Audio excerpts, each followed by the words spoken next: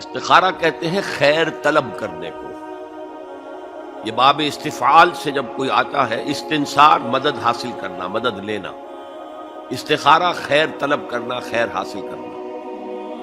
اور اس کی ایک دعا جو ہے وہ ایسی ہے کہ جو حضور نے، صحابہ کہتے ہیں، ہمیں ایسے سکھائی جیسے قرآن، یعنی اتنے اہتمام کے ساتھ وہ دعا سکھائی. وہ دعا پڑھتے رہنا یہ ایک مستقل گویا کہ انسان کا استخارہ ہونا چاہیے. اس کے معمولات میں کوئی بھی مسئلہ درپیش ہے تو آدمی دعا کرے، اللہم انی استخیرک بعلمک واستقدرک بقدرتک. اے اللہ، میں تیرے علم سے خیر مانگتا ہوں اور تیری جو قدرت ہے اسی سے قدرت چاہتا ہوں کہ مجھے بھی کچھ طاقت حاصل ہو جائے. اللہم انی استخیرک بعلمک واستقدرک بقدرتک واسألک من فضلک العظیم، اور مانگتا ہوں تجھ سے تیرا بہت بڑا فضل. اللہم ان کنت تعلم ان ھذا الامر خیر لی فی دینی ومعاشی وعاقبۃ امری. اے اللہ، تیرے علم میں اگر یہ کام جو میں کرنے چلا ہوں یا یہ رشتہ جو ہم کو تجویز کر رہے ہیں، اگر تیرے علم میں یہ ہے کہ یہ ہمارے لیے دین اور دنیا اور آخرت کے اعتبار سے بہتر ہے، فقدر ہو لی، تو وہ ہمارے لیے، اس کو ہمارے لیے آسان کر دے، میسر کر دے. میسر ہو لی، اسے ہمارے لیے آسان کر دے. ثم بارک لی فی، اور پھر اس میں ہمیں برکتیں عطا فرما. وَإِن كُنْتَ تَعْلَمُ أَنَّ هَذَا الْأَمْرَ شَرٌّ لِّي فِي دِينِي وَمَعَاشِي وَعَاقِبَةِ أَمْرِي، اور اگر تیرے علم میں یہ ہے کہ یہ کام ہمارے لیے شر ہے، برائی ہے، دین میں بھی، دنیا میں بھی، اور عاقبت کے اعتبار سے بھی، فَاصْرِفْهُ عَنَّا یا عَنِّي، تو پھر اس کام کو مجھ سے دور کر دے. وَاصْرِفْنِي عَنْهُ، اور مجھے اس سے دور کر دے، اسے مجھ سے دور کر دے.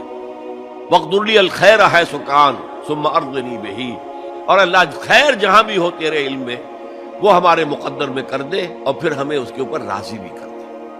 تو یہ استخارہ تو بہت ہی عمدہ بات ہے، اور یہ تو ہمیں اکثر معاملے میں کرنا چاہیے. البتہ وہ استخارہ نکالنا، یہ فلاں سے استخارہ نکال رہے ہیں، فال نکال رہے ہیں، پھر استخارے میں یہ سمجھنا کہ پھر یہ دعا مانگ کر 2 نفل پڑھ کے سو جاؤ تو خواب میں ضرور کوئی اشارہ ملے گا، ان چیزوں کا کوئی ثبوت نہیں ہے میرے علم کی حد تک، احادیث میں یا سنت میں.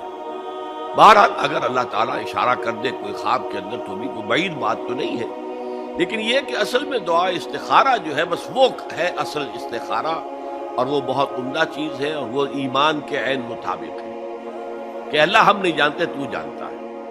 ہم شارٹ سائٹڈ ہیں، ہمیں یہ چیز اچھی لگ رہی ہے، ہمیں پتہ نہیں شاید اس کے پیچھے کوئی بری چیز چلی آ رہی ہے. قرآن نے کہا ہے فَعَسَىٰ أَن تَكْرَهُوا شَيْئًا وَهُوَ خَيْرٌ لَكُمْ وَعَسَىٰ أَن تُحِبُّوا شَيْئًا وَهُوَ شَرٌّ لَكُمْ وَاللَّهُ يَعْلَمُ وَأَنتُمْ لَا تَعْلَمُونَ. ہو سکتا ہے تم کسی چیز کو برا سمجھو حالانکہ اسی میں تمہارا خیر ہو، اور ہو سکتا ہے تم کسی چیز سے محبت کرو حالانکہ اس میں تمہارے لیے شر ہو.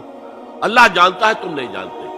تو اسی کو کہتے ہیں تفویض الامر الی اللہ. اپنا معاملہ اللہ کے حوالے کر دو. اللہ تو اگر اسے ہمارے لیے خیر سمجھتا ہے تو آسان کر دے، اگر شر سمجھتا ہے تو ہم سے دور کر دے. هي الحلقات تحفظني بآيات من القرآن، هي الحلقات تملأني بحب المصطفى العدنان، هي الحلقات تحفظني. دین کی بات پھیلانا صدقہ جاریہ ہے. ثواب کی نیت سے ویڈیو کو شیئر ضرور کیجیے. جزاک اللہ.